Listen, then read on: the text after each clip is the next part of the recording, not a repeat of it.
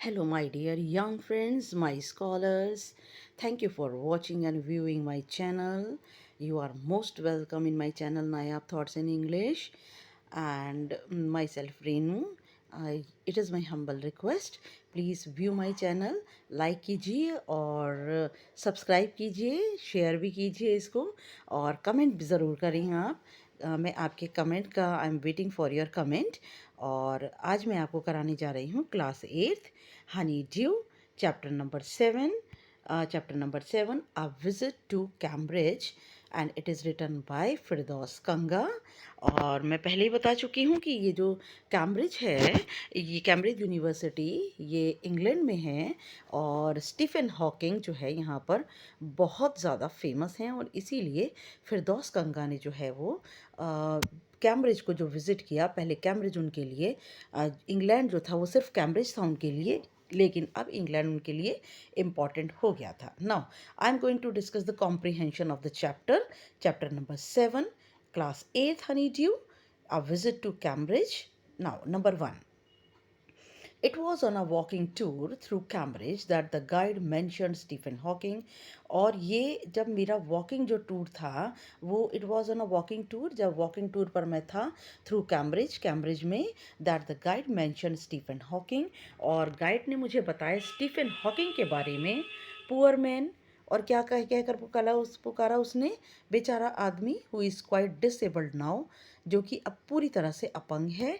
Now he is a वर्दी successor to Isaac Newton, और वह आइजैक न्यूटन का उत्तराधिकारी है। Whose chair he has at the university, और आइजैक न्यूटन के उत्तराधिकारी होने की वजह से कैम्ब्रिज यूनिवर्सिटी में उनको स्थान मिला हुआ है। Number 1, who was Stephen Hawking? Stephen Hawking was scholar of astrophysics. Stephen Hawking जो है वो एस्ट्रोफिज़िक्स, वो लोग जो स्टार्स प्लैनेट की स्टडी करते हैं उनके स्कॉलर हैं, विद्वान हैं। What did the guide call him? Guide उन्हें क्या कहकर बुलाता है? The guide called him a poor man. Guide उन्हें बेचारा आदमी कहकर बुलाता है। What was his post in university? उनकी यूनिवर्सिटी में क्या पोस्ट है, विश्वविद्यालय में क्या पोस्ट है? He was the successor of Newton, वह न्यूटन के उत्तराधिकारी हैं। Number 2, when the walking tour was done, जब उनका घूमने फिरने का जो टूर था वह समाप्त हो गया, I rush to a phone booth, मैं दौड़ा हुआ, मैं जल्दी से फ़ोन बूथ की ओर गया। दौड़ा हुआ शब्द उनके लिए कहना गलत है क्योंकि वो व्हील चेयर पर हैं। I rushed to a phone booth, और मैं जल्दी से गया फ़ोन बूथ की ओर, and almost tearing the cord, ऐसा लग रहा था, मैंने रिसीवर उठाकर जैसे ही खींचा तो ऐसा लग रहा था जो कॉर्ड है, जो उसकी रस्सी थी वो टूट ही जाएगी। So it could reach me outside, और मैंने उसे पकड़कर इतनी ज़ोर से खींचा जिससे कि वो मेरे पास तक बाहर पहुंच जाए।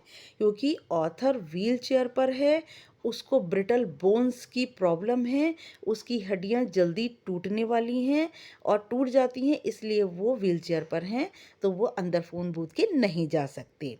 Now it could reach me outside, और जिससे वो मेरे पास बाहर रस्सी आ सके। फोन स्टीफन हॉकिंग्स हाउस, मैंने स्टीफन हॉकिंग के घर पे फ़ोन किया। नाउ नाउ स्टीफन हॉकिंग के घर पर मैंने फ़ोन किया।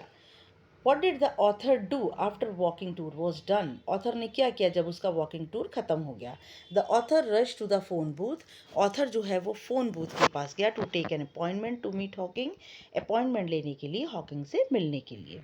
Who is I here refer to author Firdaus Kanga, I यहाँ पर फिरदौस कंगा हैं।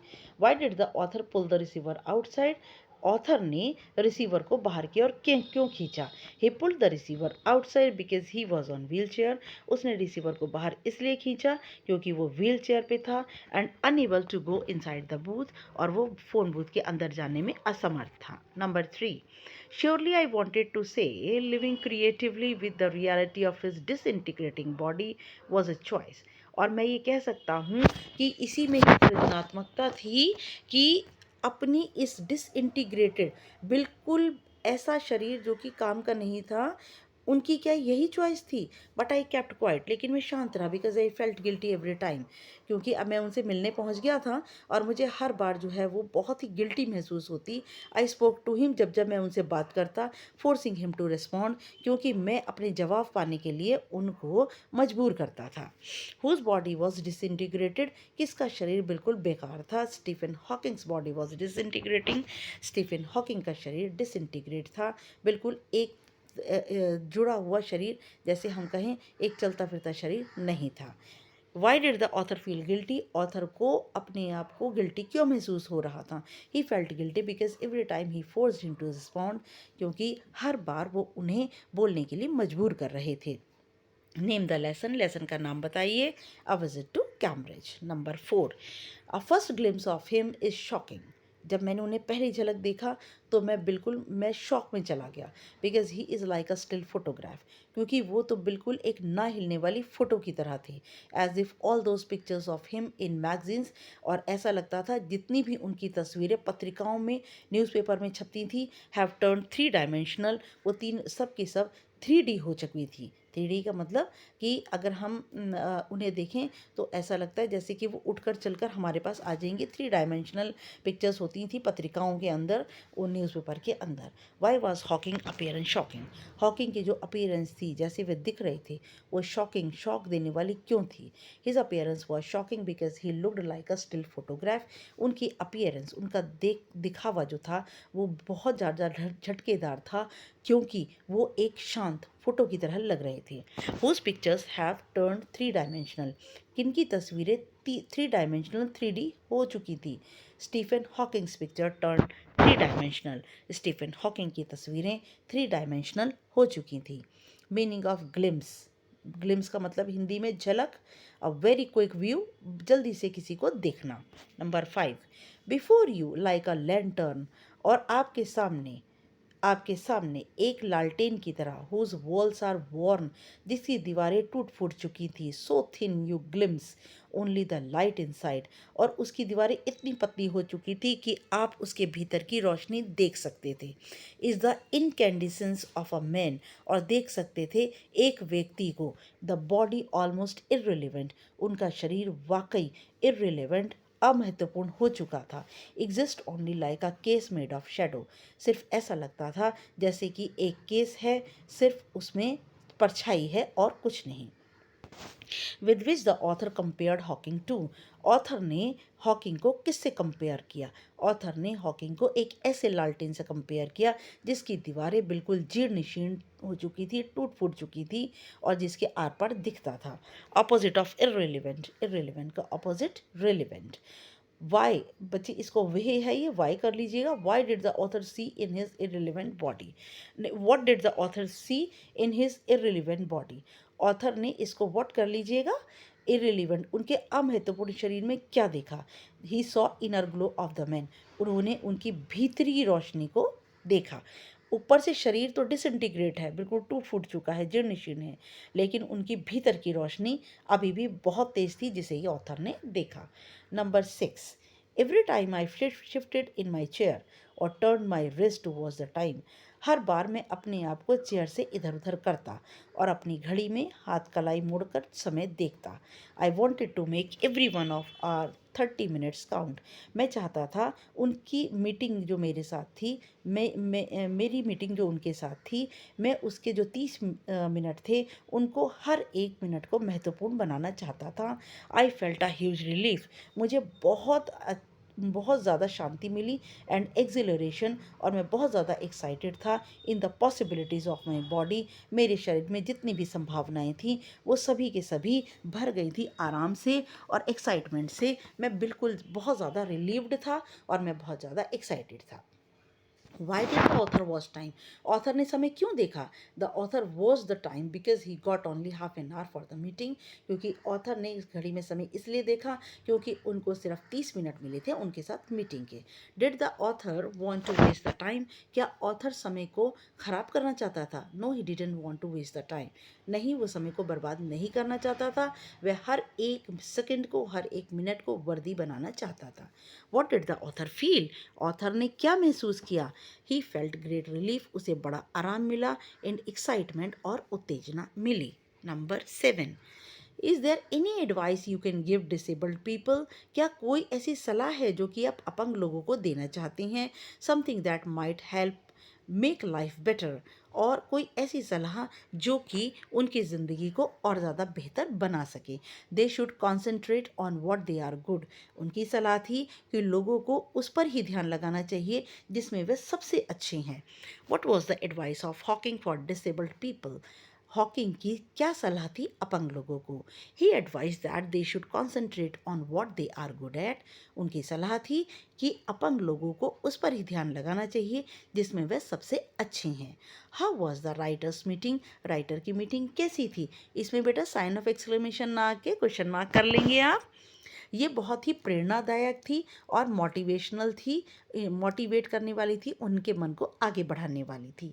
Who is the author of the chapter, इस चैप्टर के ऑथर कौन हैं? फिरदौस कंगा, जो कि व्हील चेयर पर हैं, जो कि इंडिया के राइटर हैं, इस समय वह लंदन में रहते हैं।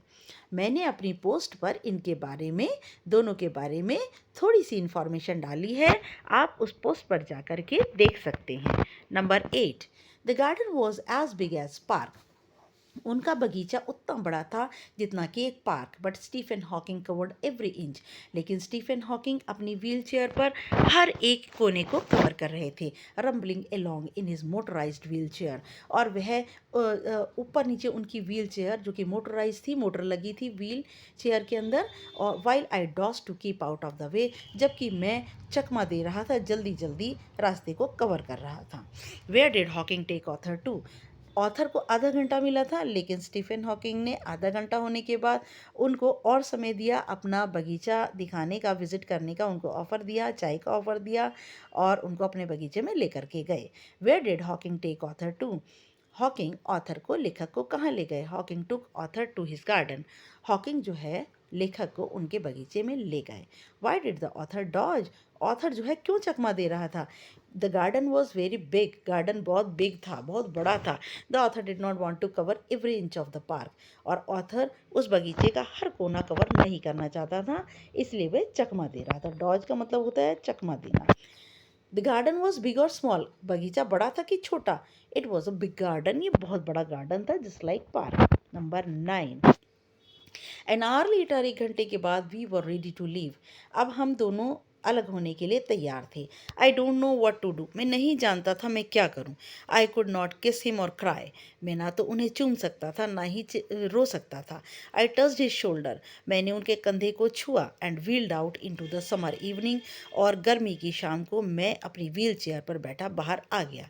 आई लुक्ड बैक, मैंने पीछे देखा, and I knew he was waving दो ही वॉज नॉट, और मैं जानता था कि वह हाथ हिला रहे होंगे, हालांकि ऐसा नहीं था क्योंकि वो टोटली पैरालाइज थे, वो हिल ही नहीं सकते थे। Number 1, how much time did the author spend with Hawking, Hawking के साथ लेखक ने कितना समय बिताया? ही स्पेंड 1 आवर विद हॉकिंग, उन्होंने हॉकिंग के साथ 1 घंटा बिताया। What did the author do before living, जाने से पहले लेखक ने क्या किया? ही कुड नॉट किस और क्राई, ना तो वह उन्हें चूम सकते थे ना रो सकते थे। ही ओनली टच्ड हिज शोल्डर, उन्होंने सिर्फ उनके कंधे को चूमा, उनके कंधे को छुआ। Why did the author look back, author ने पीछे क्यों देखा?